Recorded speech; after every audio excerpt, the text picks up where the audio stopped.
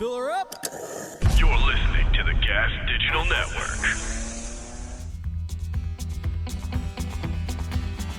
What do you get when you mix two white boys, both named Mike? A thing for Justin Timberlake and a piercing above your eye. Was he high? Their stories alone could make you cry. That's when you want to make your Irish goodbye. Here we are. We're back in A. Hopefully sounding okay. Yeah, hopefully our voices are coming through, not the Tin Man's asshole. I think we're doing it. We won't know. We won't. And so I don't want Alex removed from the intro. But I do want some sort of machine guns to go through her abdomen. Like a Swiss cheese effect. Like an old mobster cartoon, like just and maybe itchy and scratchy blood. Right. You know, and just her face will remain unharmed, but her body will be torn worse into for pieces. it. Welcome, everybody, to another episode of Irish Goodbye Podcast, a storytelling podcast. I'm one of your hosts, Mike Feeney, being joined with me, as always, by Mike Cannon. And it's interesting as well. I know this is just a carry-on, and at this point, I believe we're a month in to know Alex, but she is watching us from the closest seat you could possibly have. Almost like she's like pretending not to listen, but definitely has the headphones turned up high so she can hear it. Oh, but without looking. Yes. And she's like kind of auditing just to make sure that we don't say anything too out of bounds. Right. Which is there? I don't think so. I mean, at this point, no, I don't. It almost is insulting. I'm more insulted that it's not playing out in the hallway or the area. Yeah.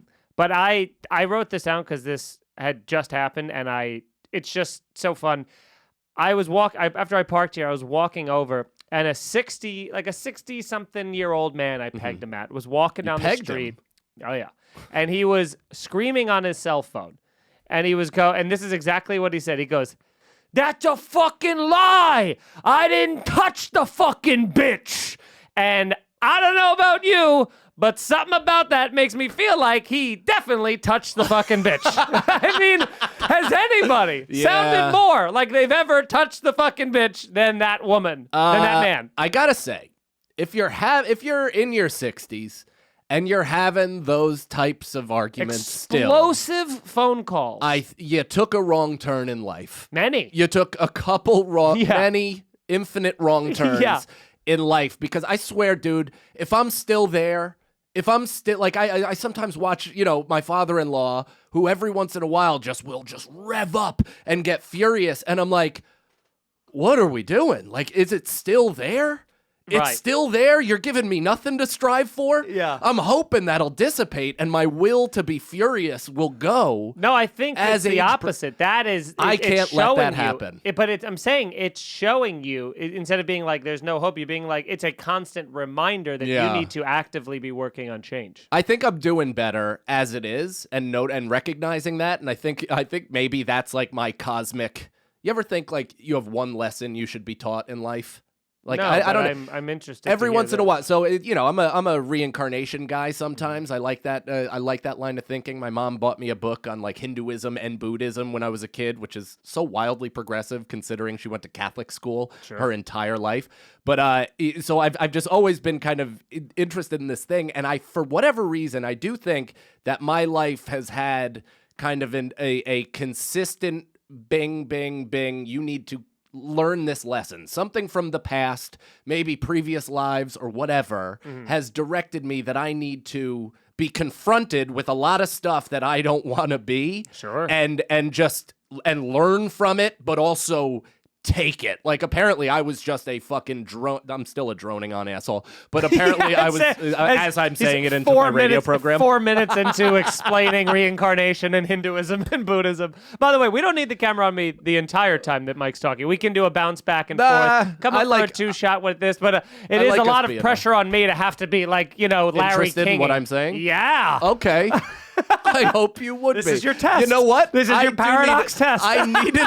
This is. It is. You're testing That's why me. I'm here. Brendan's a test. Everyone's a test. This is how I'm now looking at life. It's me versus. That's how you've always looked at life. No, me and my son versus. Yeah, I'll have there him you on go. my Tag side. team. Yeah. Yeah. Which I gotta say, I mean, this past Saturday, now by the time this comes out, I guess it's like 2 or 3 Saturdays ago. But my son turned 2 years old. Amazing. Very cool. He's the best. I've said it a lot on the show, but I also don't know how to talk about this stuff on this show since it's so heavy comedy, and a lot of this stuff is just like, I'm happy. You Right, know, like yeah. that's pretty much all I got. But I have to say that his second birthday might have been like the best day of my life. I just think like the overall vibe, all these Nicole's family came, my family came, my sister's daughter was there, you know, Nicole's best friend's daughter was there, and we've only seen each other like individually in pockets and pods for well over a year at this point. So to get everybody into one area with friends, and I know you couldn't make it, but Erica came. Erica came, which Crew is Happy birthday, saying, by the way. saying her name. It's her birthday? It's her birthday today. Is it really? Oh, Yeah. I got to text her. Nicole Happy was birthday. one of the first people to wish her happy birthday this morning. Jesus Christ, I'm a piece of shit. I do feel like there has to be a wife-husband accountability factor of the birthday reminders, Yeah. and something that my wife and I like to incorporate is the group text birthday. Whoever remembers it's someone's birthday will group text them, because then it's like hey Mike, happy birthday from both of us, Yeah. and then all the other person's got to do is kind of come on in instead of like, should I text him right now? That's Should I high wait? level. That's high level. It really is. It's a position to strive for in a relationship. Nicole just privately get on the side, and then it's just gonna hope you forget. That's exactly where Nicole and I are at. We're not at like we're trying to help each other. We're seeing who's gonna fuck up. Yeah. And so we can At just be like, 11:59. Did you remember it was Erica's birthday? Wow, piece of shit. I was wow, number one. Belated. Yeah. Not as good. Not as good as on the day. Yeah, that's where we're at this point. So damn it. All right, I gotta remind. She's across the street right now. Oh, 'cause great. We're gonna go All get right, dinner. so I'll after see her this. right after Yeah. this. Great, excellent. Happy birthday, Erica. So what was I talking about? Crew's second birthday. Crew's second birthday, Yeah, right? So it's all it's like all these people and friends, and you know, Crew even can't stop talking about Erica. It's hilarious. Like when Nicole and I were at the wedding, which we'll talk about later this episode, he was saying to his nana, to his grandmother, he was like, "I love Dada, I love Mama, I love Brendan, and I love Erica Feeney." Those are the 4 names he said. Yeah, I like it. before That bed. kind of counts as 2 names. I mean, a It full does. name is pretty big. Well, I gotta say, I did a good job at stressing who she was Yeah. in relation to somebody he already knows. Sure. So I was like, because he knows. He's like, podcast, comedy podcast, Feeney, Brendan, Lucas. That's the comedy podcast. Now I said, because Feeney, I was saying Erica Feeney, and I'm like, she's Feeney's wife, Erica Feeney. And Yeah. he goes, fucking, that's great. He's like, that's awesome. Yeah. So, you know, he loves her name, loves her, you know, all that stuff. Everybody's at the party. It's so awesome just to be around everybody. We got the bouncy house out. All the kids are going crazy. Bouncy house. I mean, is there a better investment you've ever made in your life? I don't think so. And that because includes it was like having a kid. it was yeah, I would be having fun on it by myself even without Crew, so I do think that it serves its purpose no matter what. Sure. It was like $150 too, Crazy. which if you asked me when I was like 11 if I would ever own a bouncy castle, I'm like, what do I have, $700 million? Yeah, I would say at least like 1,000 for like a minimum. And it's huge. It's crazy. It's awesome. It's sexy. It's cool. So all the kids are playing on that. And I don't know what it is, dude, but like I was even feeling it during the party. I'm Mr. Emotional. I'm like on the edge of tears constantly during the entire day because I just can't believe how lucky I am to have this kid as my son. He's fucking awesome. He's you know, jumping on the bouncy castle. He's coming out. He's dribbling between his legs. He's shooting in the hoop. He's jumping in the fucking water. He's doing everything, and he's having a great time fisting cake. And I'm just like, you know, I'm just beaming. I don't know. It's a weird sensation to watch something that is just genetically a part of you, doing things in the world. It feels like my little Cloverfield monster climbed off my body and stabbed Lizzie Kaplan right through her fucking chest. Okay. I mean, it doesn't always have to go back to Cloverfield, but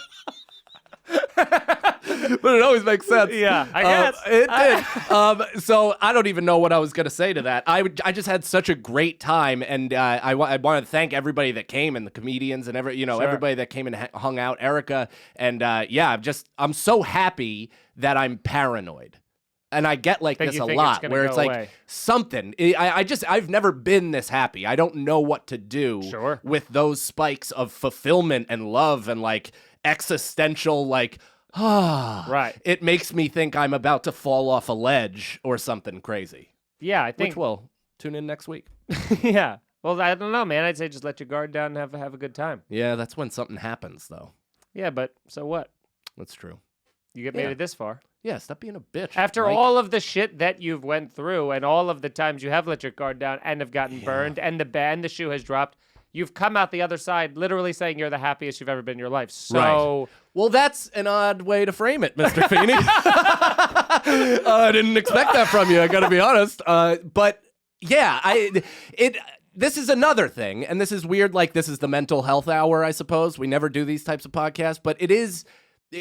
making it through something and getting to the other side has only made me more like scared, like almost a little scared. It doesn't make me think, look what I just fucking went through and look how resilient and strong I am and look what I've built after that. It just makes me all weird. Yeah. You know? Well, I had one piece of advice, and that's guys? To stop going back to the well. Yeah. I mean, the Robbie Slowick and Casey Balsham just got married. Two past guests, and man, oh man, they actually met each other and found each other from this show. That's what everybody says, and no one questions. What a great party they threw, and I think this one was a fun wedding for me because although that we'll get into it in detail and stuff, but there were. The most comics that I ever knew were at that wedding. You know what I mean? Up until then, it was your wedding because there was a lot of comics at your wedding too. But this one had it felt like it was 50% comedians. Yeah, it probably was. It probably like 40 to 40 to 50. It was pretty high. It was high. I think Justy Dodge and JF Harris's had more comedians per capita than that. Like, that's the only one that I can think of. But I'm also and that one didn't work. And so I was we'll saying see what happens with Robbie and Casey. Yeah, I was saying, I'm like, man, I wish Eric and I kept saying on the way up, I go, man, I wish we could do the wedding again. Just because we loved the wedding, everything was perfect and everything, but I'd love to be able to see what that guest list would look like now versus how it was 6 years ago, where you're like, the comics that would be there. It's like Brendan wasn't even at my wedding. Brendan wasn't at your wedding. Brendan wasn't all of these. Rosebud wasn't at mine. Rosebud, all of these people like that. I had just started becoming good friends with Greg Stone. Rosebud wasn't at my wedding. Like 2 years ago, she would have been my best man, and now she wouldn't be invited again. Yeah. It's waves with her. It's waves. But it's just a weird time. But so it was a 2-day affair. You guys went up on the Sunday because it was a Monday wedding. The very rare. I don't think I'm going to take a guess. I'll never go to a Monday wedding. I'll never be invited to another Monday wedding for the rest of my life. Yeah, maybe. I definitely never have gone away for a Monday wedding, but it was kind of brilliant because of how many comedians were there. They caught us right in the 2 to 3 days that we have nothing, or at least less work that we have to care about because we're all coming home from weekends or whatever it might be. And the Sunday, they also got married exactly where I got married at Full Moon Resort up in Big Indy. Now, was there a part of you guys that just going like the whole time, just being like, our food was better. This was better. Our flower wall was better. You know what I mean? Like constantly, there has to be. There wasn't any of that. There was a lot of and again, it's probably because of this weekend, dude. We went straight from Crew's birthday back to where we got married 5 years ago. Right. And I haven't been back there since. Nicole has since done a ton of weddings, designed flowers for up there. So she knows the whole staff. They know her. They know she's been married there and they know her as a florist, all that.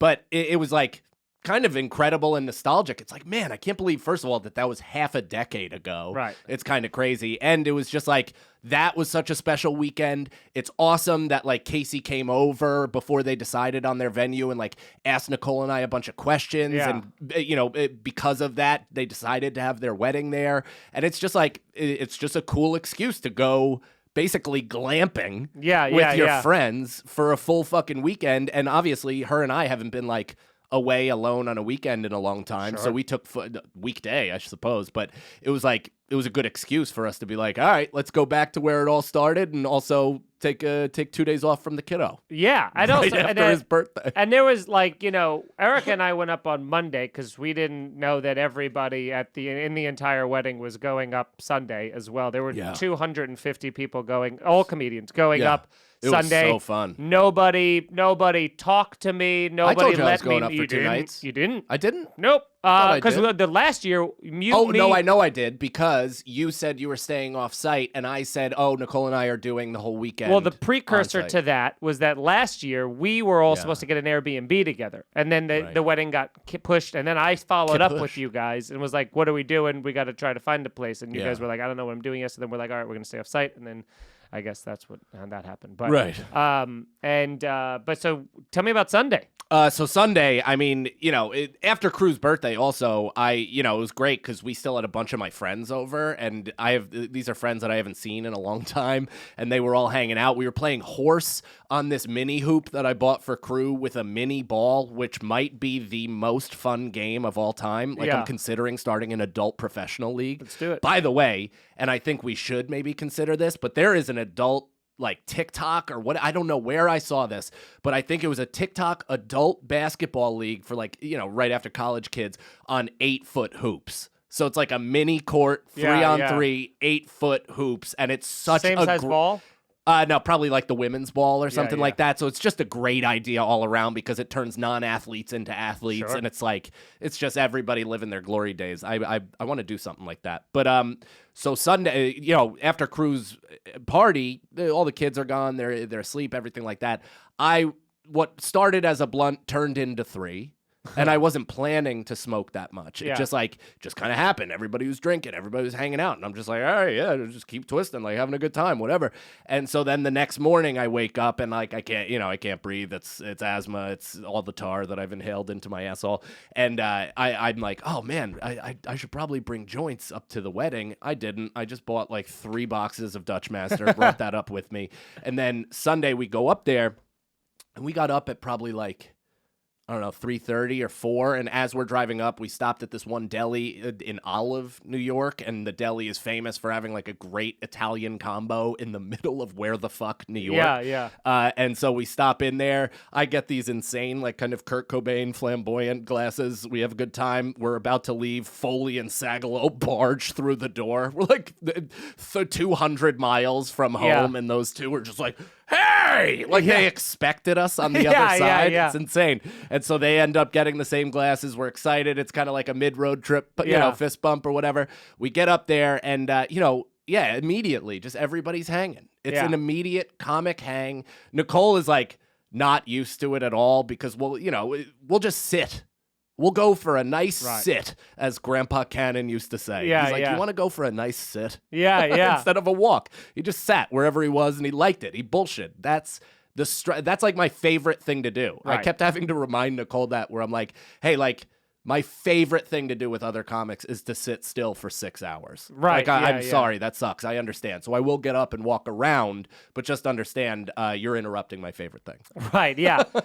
Erica's also not a fan of the long sit. Yeah. I mean, how could you? They're listening to us bitch about the same shit. Yeah, and it's just the one-upness of comedian conversation, which is, I think, some of the most fun part of it. Because when everyone's rolling and you're tagging stuff, but two, the casual observer, you're like, this is a nightmare. No, Nicole turned to me at one point and goes, I have anxiety. I'm like, what do you mean? She's like, it's just so frantic here. Everybody is so frantic. And I'm like, yeah, that's how we gain energy. And she's like, And she's like, let's just go for a walk and like check out the grounds. And I'm like, yeah, good idea.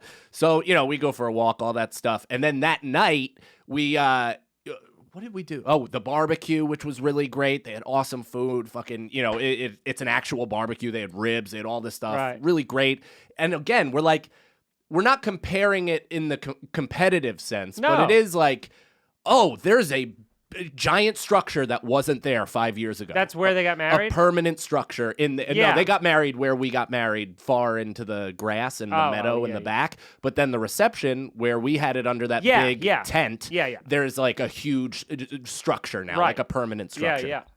The barn is still the same, but they do have some dope new like single cabins that the bride and groom get to stay in, and it's got like bay windows that overlook the Catskills. It's unreal. And Nicole and I were like in an offshoot room, and I dipped in for 18 seconds on our wedding night just to be like, we did it. Right. Yeah. That's it. So we get through the barbecue. Everybody's there having a good time. You were sorely missed. Nobody has Wi-Fi or service, which is actually kind of nice. Yeah.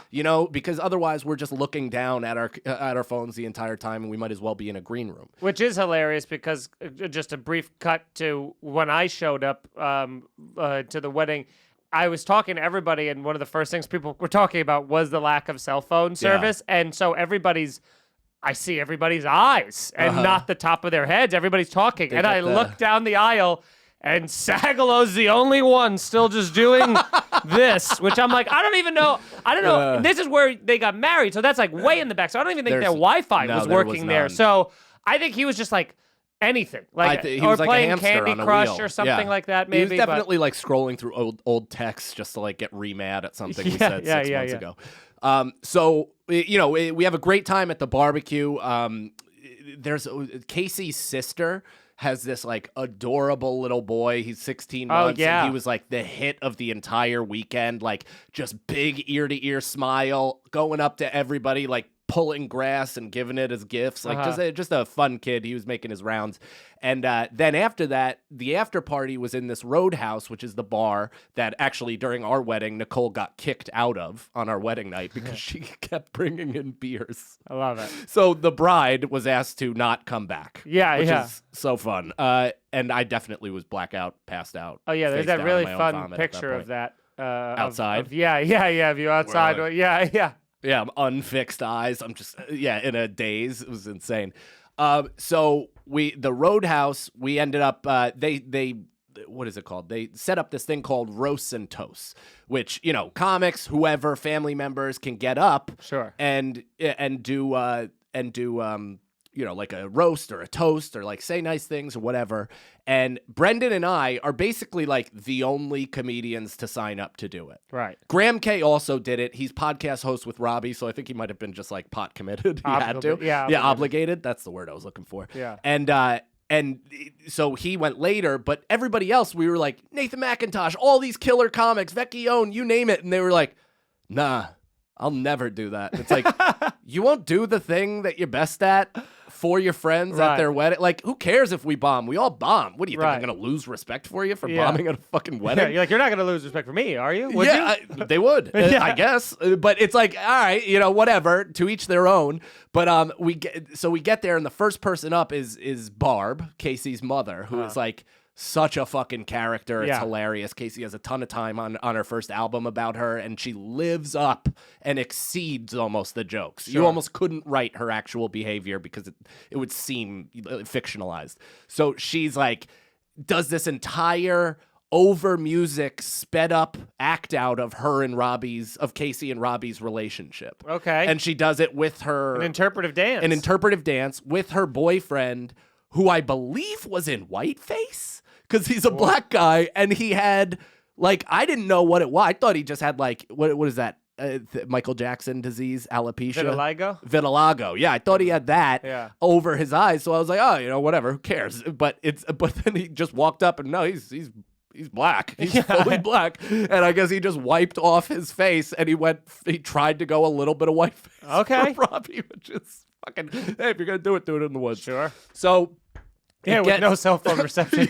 Nobody no social media sending anything.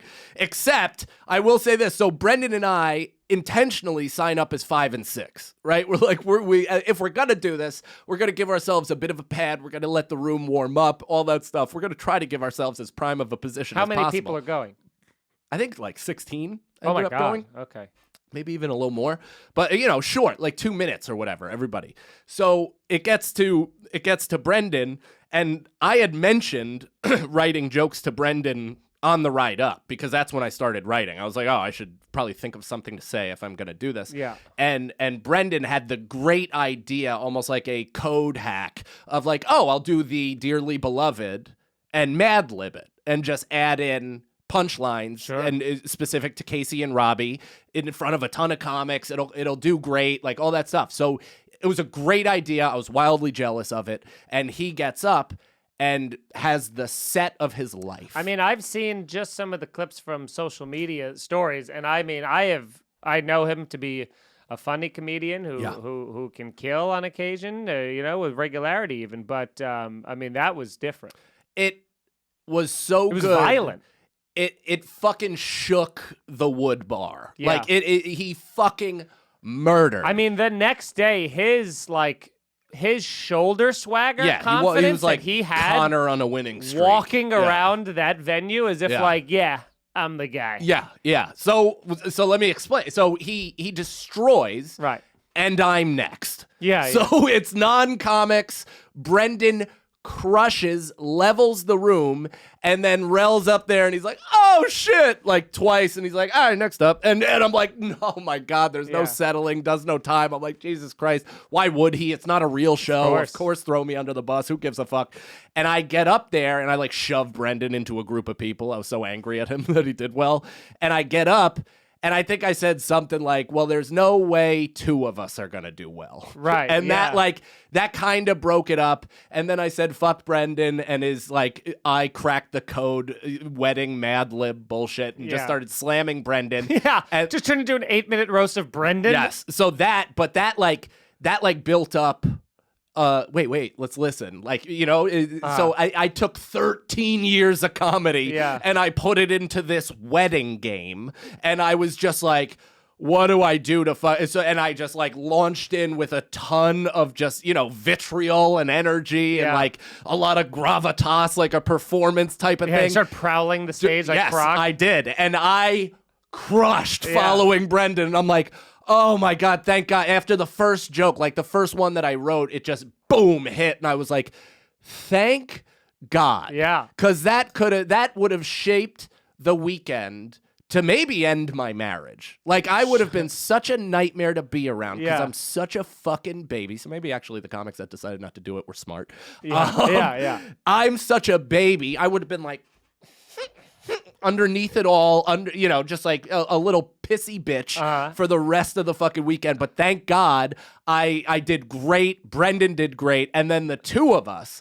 were getting stopped by comics, people alike, the entire night. Just you guys. Oh, man, that was amazing. Comics coming up to me being like, I thought you were going to take a hot one there, buddy. That was prime for you to embarrass yourself. But, man, that was some good comedy. And I'm like, I'm just fucking feeding. Yeah. It's my You're weekend now. Yeah, and I was just going to say, you two just did the most comic thing ever, which was just made it about yourself instantly. You're like, I'm not taking a weekend off comedy. All the other comics weren't like, why would I do that? They're like, no, I'm good. I don't need the applause. I can take a weekend off. And you guys are like, why wouldn't you do it, you fools? And then you're like, me.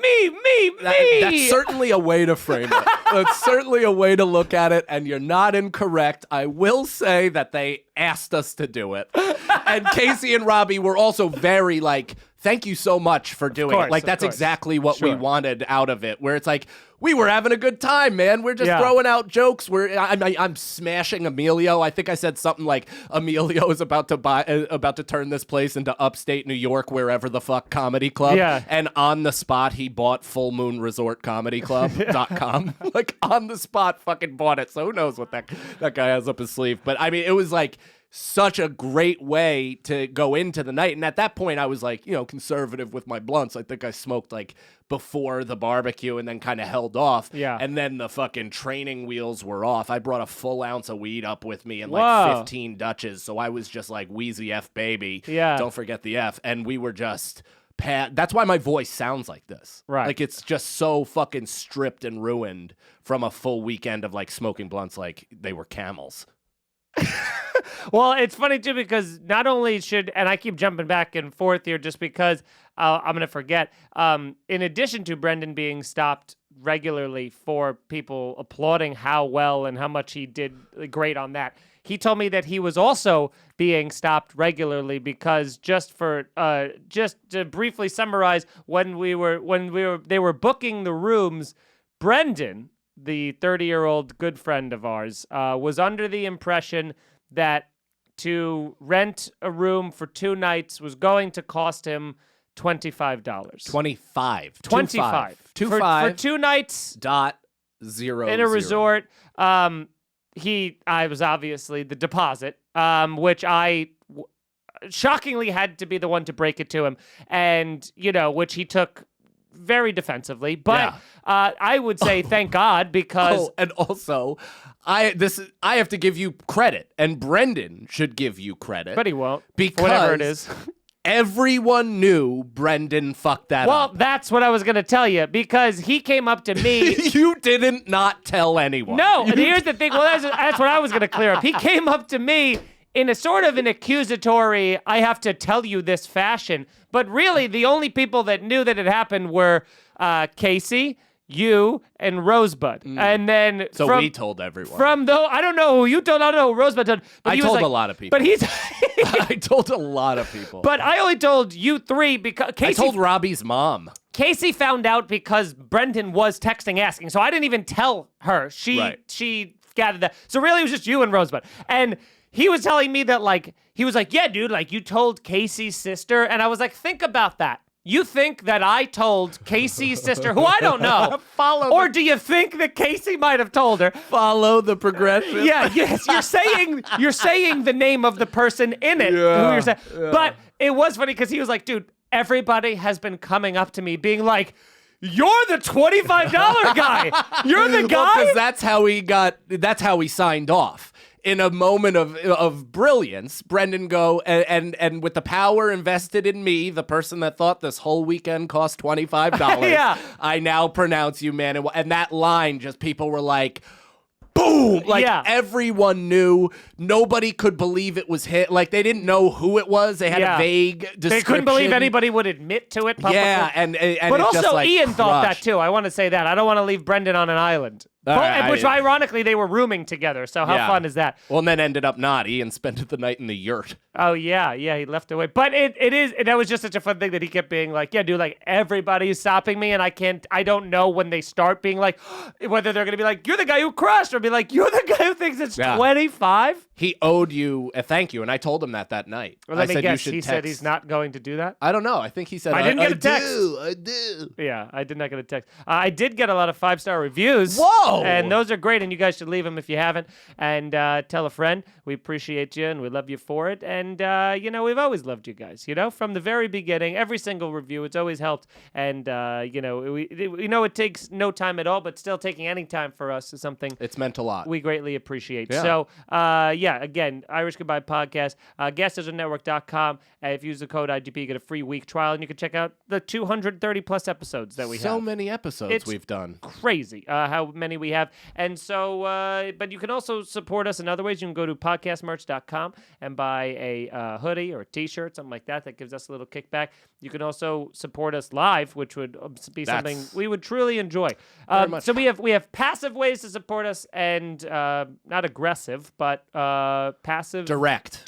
So you have the passive ways, which it's all social stuff. So go to Mike Feeney Comedy, YouTube.com/Mike Feeney Comedy /Mike Hannon Comedy. Go watch our specials, Rage Against the Routine, Life Begins. I think it just kicked in. Watch these, share them with friends, give them a thumbs up, leave a comment, even if it's just haha, even if IGP sent me here, whatever, any of those things, it all helps, because then YouTube's like, all right, well, if people are engaging with this, we should show more people this. It's as simplistic as it gets. Yeah. So you guys can just do that. That costs you nothing. But if you do want to support us in other ways outside of, like we said, the Gas Digital way, you can come see us live. We have road dates coming up. I think by the time this airs, it'll already be in August. So August 11th. That's the big one, I think. So I was going to say this. So if you're hearing this week, holy shit, the Yankees just got Anthony Rizzo. Wow, big trade deadline. So goddamn.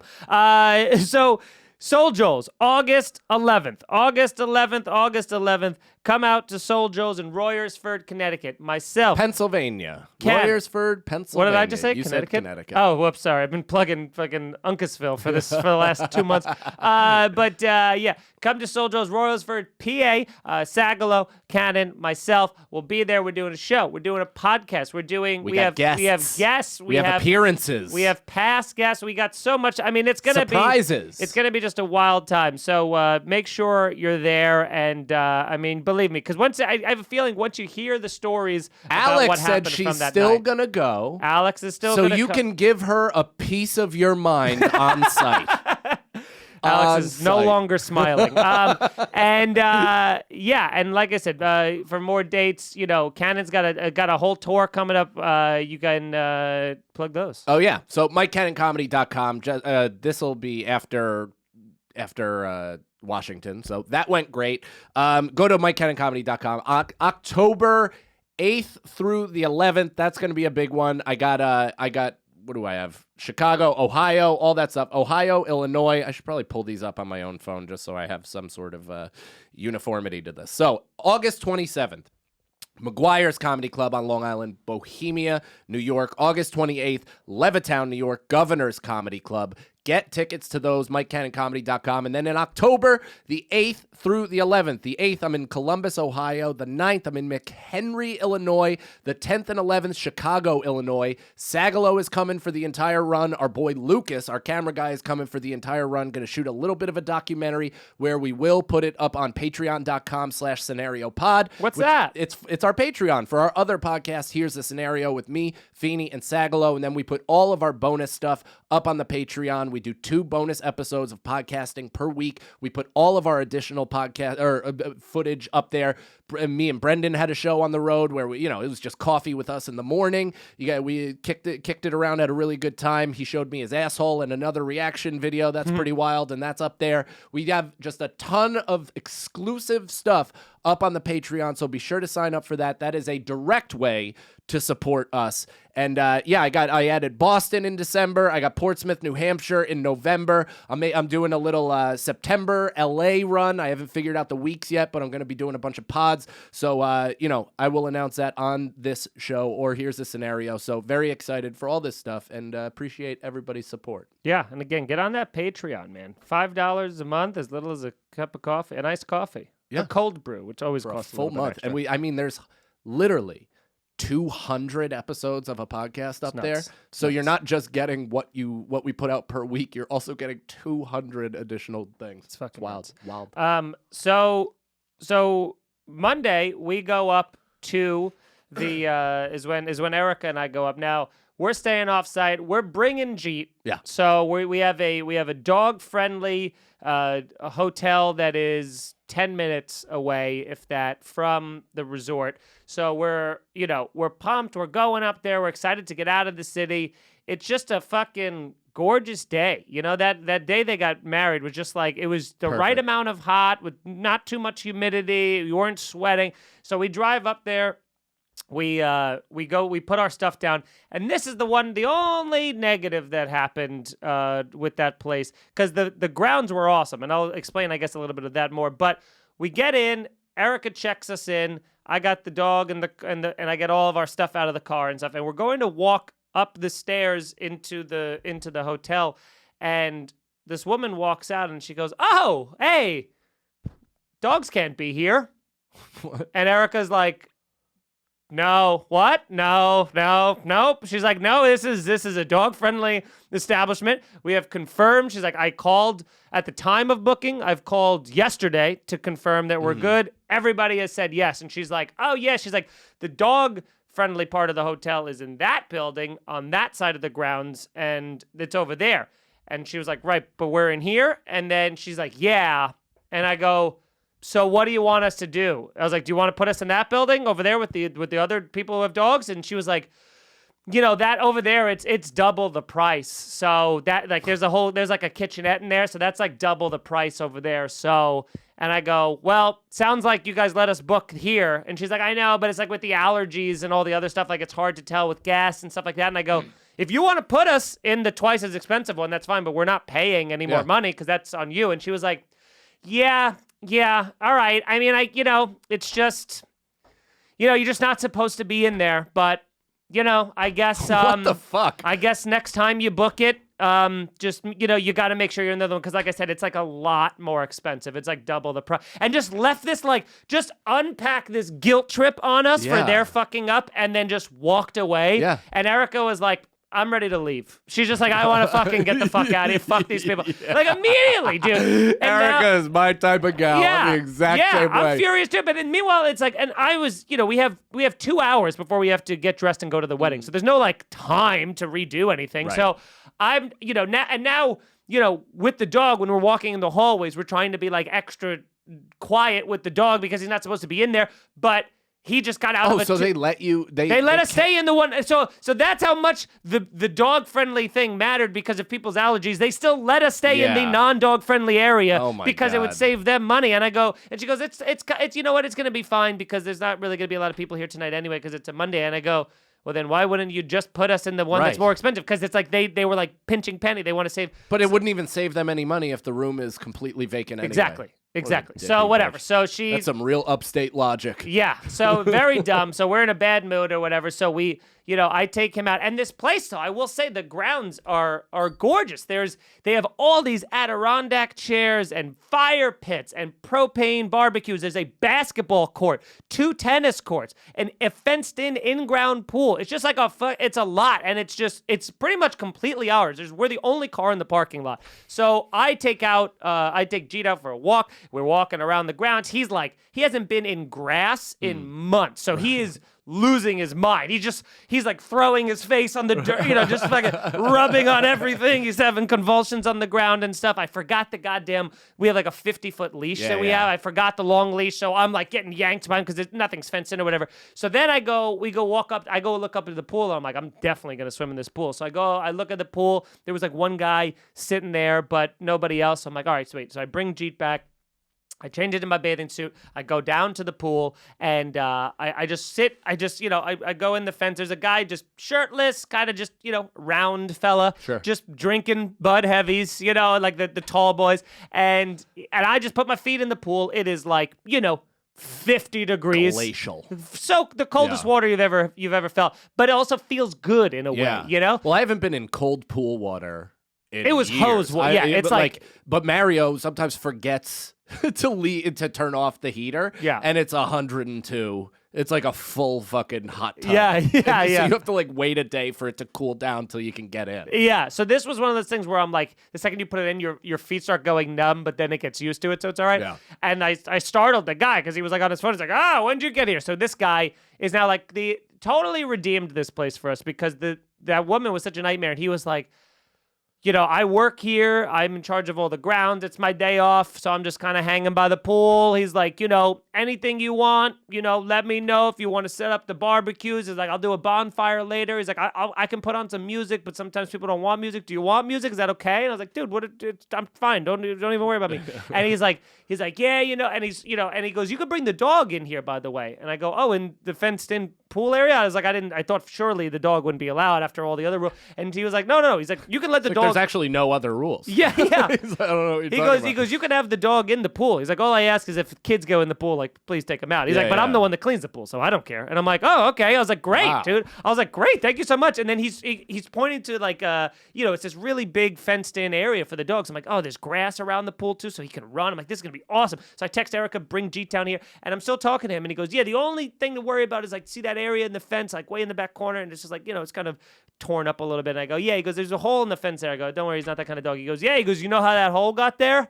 Which is how would I know? So I go, another dog? And he was like, what? No. He goes, a bear. And I'm like, oh, of course. Why? Why wouldn't I think? And he goes, it was Mother's Day. There was still snow on the ground. And this bear and their cubs just came out of hibernation tore through the fence and swam in the pool and like got off all of their hibernation gunk and just swam in the pool and did laps. So gross. Yeah, and then went out and left. This was like, May or whatever That's the hell like it was. Encino Man tub. Yeah, Those bears with their fucking matted sleep and everything cum like all that. over. Yeah.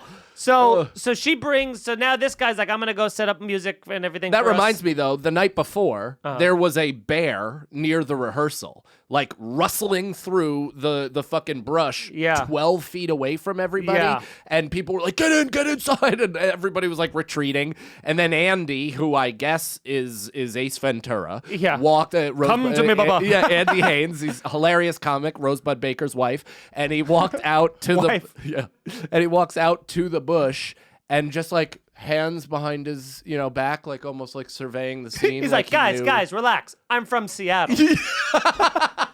It just walks out there and like startled the workers of Full Moon, and they go, get the fuck back in the bar.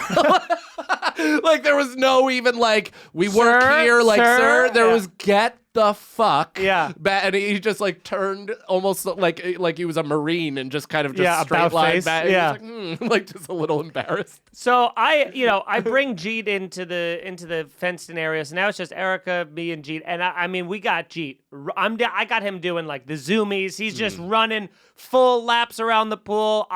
Which is perfect. Now I'm getting sweaty. I jump in the pool. It's freezing but amazing. I'm very excited about it. I do some laps. The dog is exhausted, so we get back. We go get ready for the wedding, and then we go. We drive over to the venue, which is right when everything starts. Now we're Tarantino. We're back to Should I do my day now? Sure. So our day, we wake up. And I mean, one of the best parts about this place is the food. It's just awesome. Like the breakfast was incredible. Lunch, dinner, everything was just really great. So we have this amazing, French toast, bacon, eggs, everything you could ask for breakfast. And then me, Sagalow, Nicole, Rosebud, and Andy took like a 5-minute ride down the road and went for a hike. So we're like, fuck it, why not? Get a little hot before the pool. Sure. I was ready to just hang out at the pool for 7 hours. Yeah. And everybody else was like, can we like carve into that a little bit? Like maybe with a hike or something. And I'm like, all right, fair enough. So we do this hike and it's pretty easy at first. And then it gets like pretty steep and almost like you're climbing type shit where you have to brace yourself and scale things. And, Brendan and I are like smoking, of course, during this, and it kind of ruining the entire point of everything. Especially with two sober people that are kind of like trying to escape that. Running from it, some would say. But we had an awesome time on the hike, and we ended up getting pretty high up on the mountain. Then we came down. I felt like really good, like we exercised and everything, and we all decided we were going to meet at the pool and hang out for a little bit. So we get to the pool and we're jumping in, and it is a polar plunge. Like that's how it feels. You jump in and every cell in your body just starts so good, though. Fucking waking up, and you're like, holy shit. Like I forgot this is how I killed my hangover during my wedding, and it was September. Yeah. So like this is fucking July, or is it August? August. Well, no, it's not. No, it's July still. So this was in July. It's like add 2 months to that and foliage. It's like fuck. It was even colder. Right. Yeah. And that's how I like zapped myself out of the rehearsal dinner hangover or whatever. So everybody's cold, but we're having a great time. We're talking. All the comics are there. Like we just completely took over the pool. It was great. But there's like hornets buzzing the tower nonstop. It was terrifying. Oh, I hate that. Yeah. And the concrete around the pool was molten lava temperature. Like there was one area that everybody huddled on with their tooties because that was where apparently it didn't heat up. Everywhere else was like a legit, a searing pan. Yeah. So we're there and we're hanging out, and Rosebud finally gets there. She comes in and she's like, with her feet, and runs over to like in front of me and where Sagalow are, right on the area where it's like the cold, right, where you can rest your feet. Yeah. And she like gets on it, and then she's like, oh my God, it's so hot. And she goes to feel the water, and I'm like, what, am I not gonna? And I shove her into the pool in her towel with her phone in her hand. Oh my God. Phone in the hand. Now, here's the way bigger problem than the phone is a woman's hair on a wedding day, hours before the wedding, that is like cardinal sin. The phone, you could have thrown every phone she ever had in the pool. It wouldn't have been a big problem. How hard is it to achieve the Phil Spector look? Like, it might be a lot of product. Take a full fucking blowtorch to her hair. It's perfectly fine. But no, I mean, I was like 0.35 seconds of like ecstasy spike. Fuck yeah. Met by shit, that's $1,000 when I saw it in her hand. I was just like, I guess I'll just Venmo her a cool G right now. Like, this absolutely sucks. And then somebody was like, no, idiot, like the phones are waterproof now. Yeah. And I was like, what? I'll never remember that. I'll never believe it. And like if I'm washing my hands and droplets hit the phone, I'm like, I have to like I panic. Yeah. I didn't know it until this. And Rosebud has that voice in her where she's like you could tell she's really pissed. Furious, and that only makes me happier because I'm like, whatever, man. I'll be down to $1,000. That definitely sucks. Yeah. But whatever, it's not the end of the world. And but it was worth seeing how like real furious a phone addict gets, and sure. I ruined her vape, which probably made her like, there's no vape to go buy either. No, not a single one for 50 miles. You ruined her day. It was pretty awesome. So she's livid or whatever, and then we all go out to the field because we're gonna play like cornhole, we're gonna play can jam, all this stuff. I'm supposed to play the first game of Can Jam. I'm so excited. I think Ian's my partner. We got the games all set. And then this one dude who I'm supposed to do press with from Spokane, but he only emailed me that morning at 8 a.m.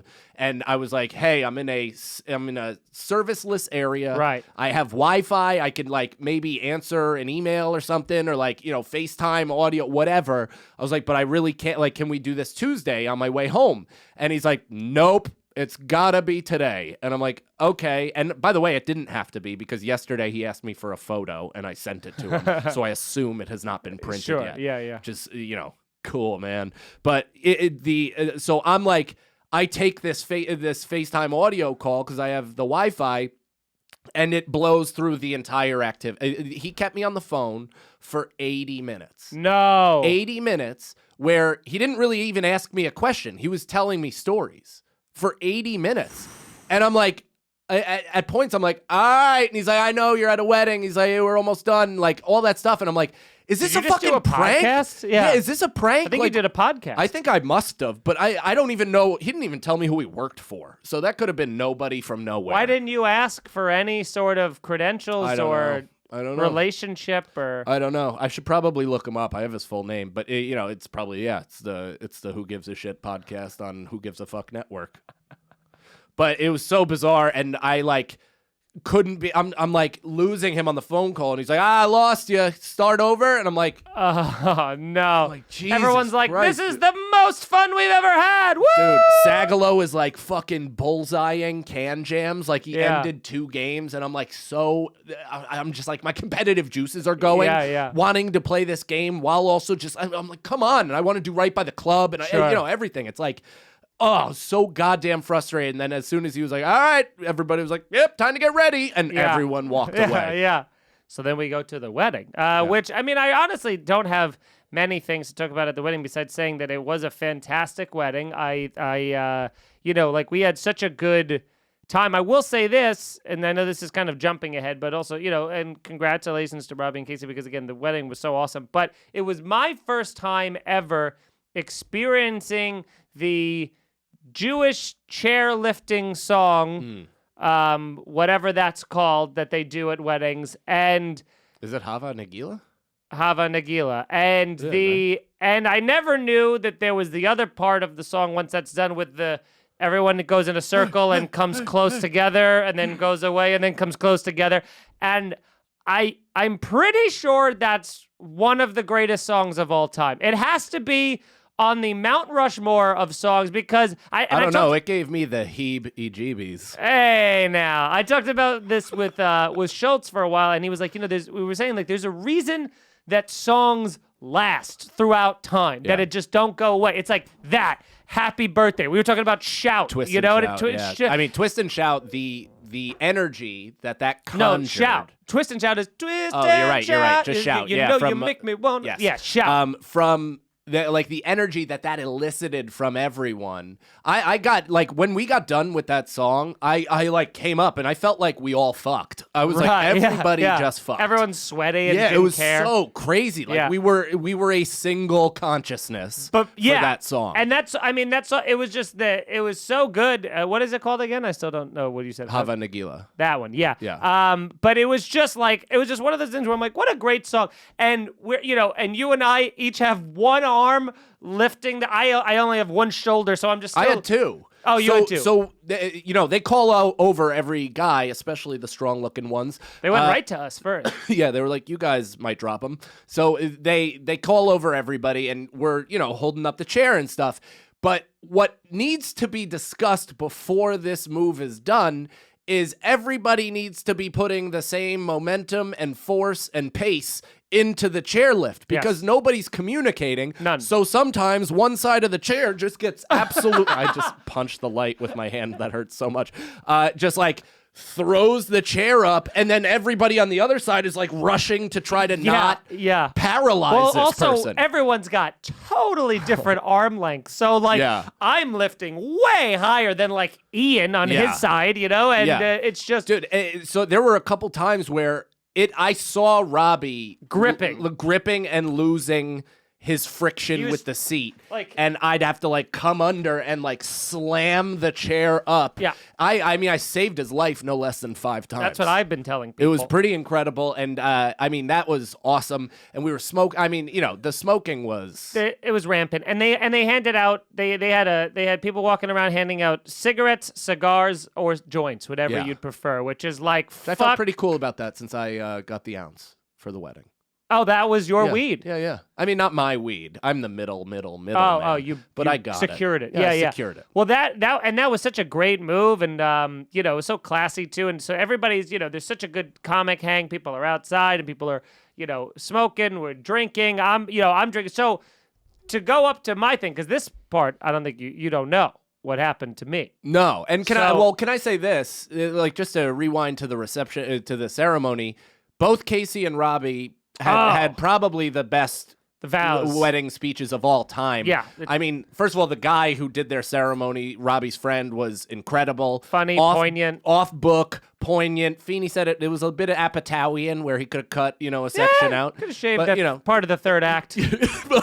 but otherwise, he was just he was excellent. He was really well-spoken, had funny stuff, had poignant love stuff. It was just good. And then Casey just not only destroyed in a funny way, but really sincerely built up everything in the beginning and was very open and authentic in front of everybody because weddings, again, I'm going to get into this emotional shit, but it's such a gathering of different sections of your loved ones. You've never seen this cross-pollination of people before. It's all different contexts usually. So to have that all in one space, especially focusing their celebratory energy towards you, it's a bit overwhelming, and she did such a great job of articulating it and being in the moment and then being so fucking funny in the way that she's funny with the act outs and jokes and singing and little moves and even aside looks during something Robbie would say, and then it's Robbie's turn and you're it's almost like following Sagalow. Yeah. It's this is a tough fucking follow. Yeah. And then Robbie, and the way he does, which is just brilliant, concise, emotionless jokes. Yeah. Just killing, so funny, but also bringing some heart into it. And being more emotionally open than I've ever seen him be. Of course. And again, that's why I told them they should be an act. Donnie and Marie. Yeah, because he would say a line, Donnie and Marie fucked. People would laugh, and she would hit the crowd with a face, and it would get a second laugh. Yeah. It gave it a whole new life Yeah. that he couldn't have given it, and vice versa. And they both they complement each other so well. She does that thing. Casey has this quality that who's the fucking guy from The Honeymooners? Why am I forgetting? Jackie Gleason? Jackie Gleason. He has that where he sits in a laugh and then fires the look that gets the boom. Other, Casey has that ability. And man, it was just I was so emotional for it. It was like one of those, I couldn't stop crying. It was a beautiful ceremony. It was great. And it was awesome to be around everybody. It was very good. And of course, Paul Verzi stepped directly on my white sneaker the moment I said hello. It sucked. No. I had fresh white Scuffed? Pharrell hues, scuffed the outside, but it was still not He's as a big noticeable. sneaker guy. Did he like? He didn't mea even culpa? notice, and I'm such a good friend that I just held the hug and didn't even like pull my. Also, if you pull your shoe, it almost always makes it worse. Of course, yeah. So, so now fast forward back to the wedding or whatever. I measured how many I had post, the next day, and I think I had somewhere between 5 to 7 drinks over the course of like 7 hours. Sure. So I at no point felt drunk. I at no point felt even really buzzed. We ended up smoking a blunt before dinner, which kind of set me off on like that was how I was just gonna feel high pretty much the whole night. So I'm drinking, we're smoking and stuff, and then we, by the time after dinner is over, we're starting to dance. We're outside, and there's a lot of cigar smoke around and stuff like that. I'm kind of like I have this headache that's coming in behind my eyes, like right in the middle of my thing, and it's coming in, but I'm fighting it off. I'm chugging some water. I'm casually being like, hey, anybody have Advil? No one's ever even heard of Advil. No one's ever had it. and then as things are smoking more, I light a cigar for like 4 minutes, and then I'm like, what am I doing? I don't want this. So that dries me out more, whatever. So now we go on the dance floor. We do the chairlifting song. We do the shout. So now I'm like sweaty and exerted, and I'm overheated, and my head is like in a vice. Like I'm not realizing yet, but I am thrusting myself into a full-blown migraine. So I am full migraine at this point, and I'm just trying to have a good. And now it's a loud dance. It's the dance part of the night. It's the part where most people are drunk or high, so everyone is talking, screaming into my ear. I saw you talking to Schultz at the bar. I was next to you, and I was like trying to jump in, but was too high and awkward, and Nicole ended up taking me away.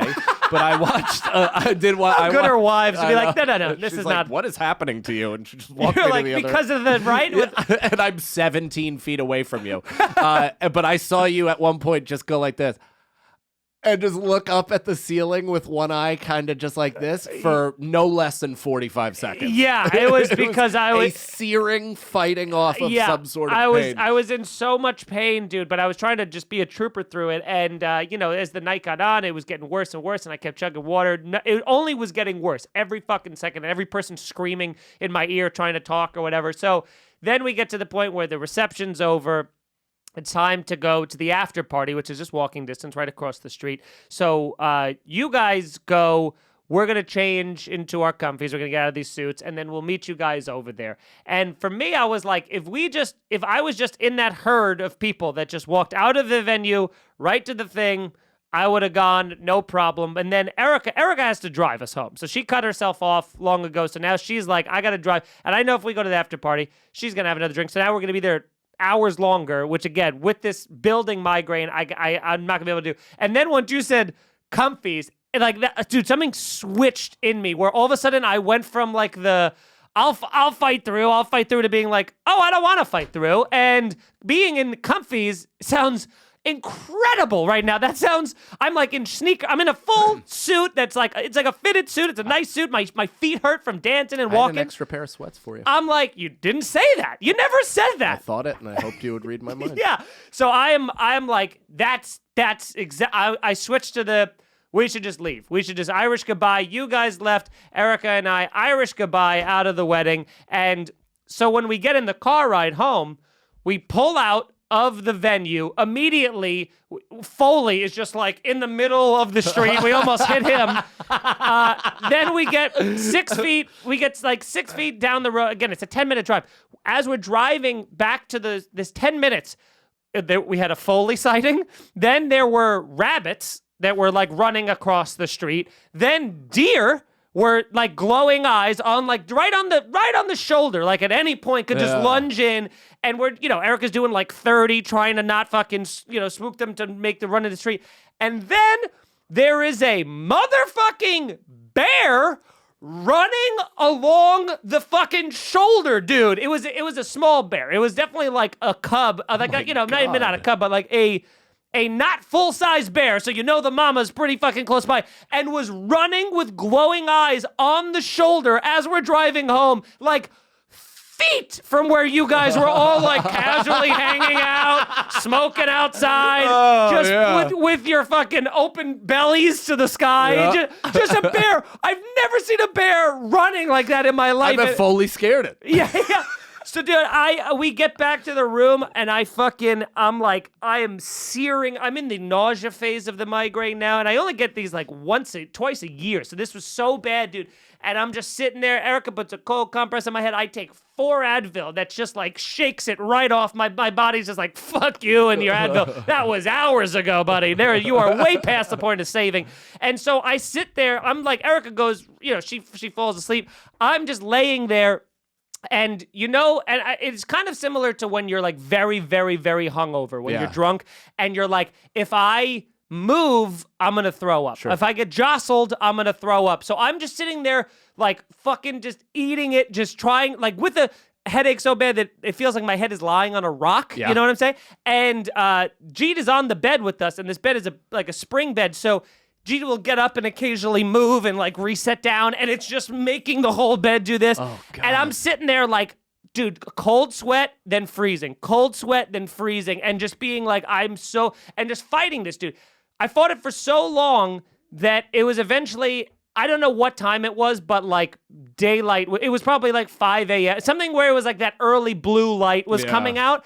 And I was like, I'm so sick of this. I'm just going to have to throw up. And to make myself get nauseous enough to throw up, all I did was roll onto my side for about 15 seconds. And then I went, yep. And then went into the bathroom and threw up just food. Like one of those like oatmeal pukes. You know what I'm saying? Yeah, the worst where it looks kinds. like cat food. Yeah, where it's just like, it doesn't projectile come out of your mouth. It like stores in your cheeks. You have to like push it out. It was the fucking worst type of a sober, like wet, a sober dry puke. You know what I mean? And then I'm sitting in there. I'm writhing. I'm fucking sweating. I drink some water. 15 seconds later, shoot that out. Drink more water. 15 seconds later, shoot that out. And then the nausea goes away. And I like army crawl back to bed and lay there for about 45 minutes until Erica woke up at 8 a.m. and then we had to drive back home. We were going to go to that awesome diner everybody talked about and get Phoenicia. that. Couldn't even had to do that. Went home and slept for 4 hours I slept for.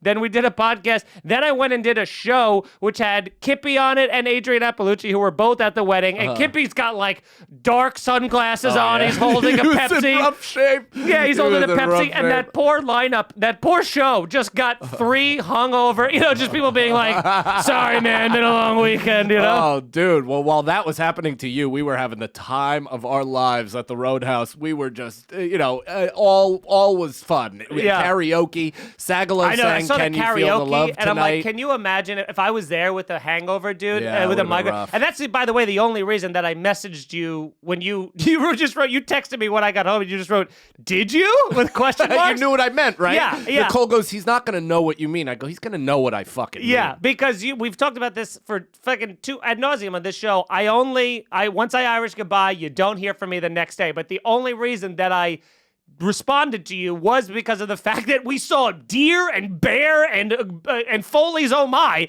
on the fucking on the goddamn road, and I was like, it's a dangerous drive. I gotta at least confirm that we're safe. You know what I mean? Dude. So Sagalow's doing, he's riding his weekend into the ground. He's just continuing to be the star. Goes up, does a really great Lion King. Everybody's so pumped. Karaoke. There's a drag queen there. She does an entire set. Annie Spanks. Yeah, it was great. Like it really just high level performance shit, right? So the night is awesome. We're smoking I pre-rolled 5 blunts for the night. We took some mushrooms also. Like we just had an overall good time. Mike Vecchione probably gave me the greatest compliment I've ever received because I'm all boomered up and he's slunk into the chair and I go up to him to give him a hug and say I love him. And he's like, hey man, like, I was just talking to Katie, his girlfriend, about this, and it's really great watching you and your wife. Like, it's cool, man. You guys did the way you dance together, the way you have a good time. Like, you guys just really love each other. It's cool to see that, man. And I was like, well, that meant the most to me that I can't even respond. And I just got up and walked away. Like, I didn't know how to say anything. I was like, and then just left. So the whole night is awesome. Go to bed, whatever o'clock. The next morning we have the brunch. And I'm sitting with H. Foley. He's got an ice pack on his head. He's just woozy. Sagalow is bleeding from his ass from his night with Ian. Yeah. And but we're all there and we're sitting there eating breakfast. And Robbie's mother comes up, and I want to make sure I get this right. Robbie's mother, who has an accent. Where is she from? Do you know? No clue. She she comes up. She's still riding the high of being the mother of the groom, dressed in a great outfit, and walks over to me and Foley, says good morning, and congratulated Foley on an incredible performance as the girl guy last night. She thought he was Tammy Spags. Terrific. That's when you want to make your Irish goodbye.